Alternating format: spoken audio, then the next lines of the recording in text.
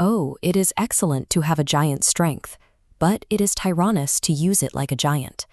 Most of us want laws applied strictly and equally. It provides a sense of order and makes the rules of society predictable.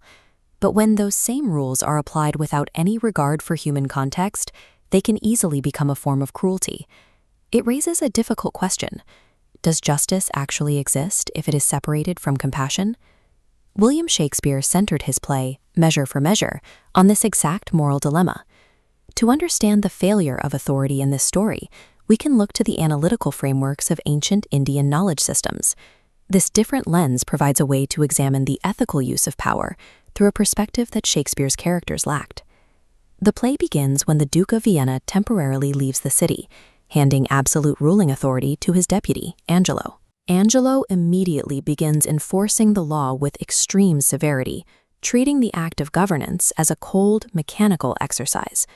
Yet he demands moral perfection from the public, while privately failing to uphold those same standards himself. Indian knowledge systems analyze this failure through Rajadharma. This principle defines leadership as an ethical responsibility to protect society, distinct from just possessing authority. Angelo's regime shows authority without Rajadharma leads to hypocritical oppression instead of stable social order. We often assume that the letter of the law is the same thing as justice. This visualization introduces the concept of Nyaya, a form of justice rooted in contextual fairness rather than the blind application of rules. Angelo's administration represents the mechanical law circle, actively ignoring the context required to reach the fairness of Nyaya. Moving from mechanical law to actual fairness requires a specific form of discernment from the person in charge.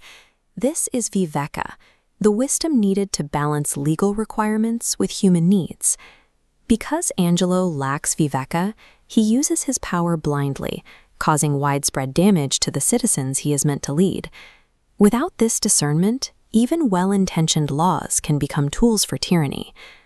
Rajadharma, Nyaya, and Viveka are all parts of Dharma, the guiding principle of meaningful governance.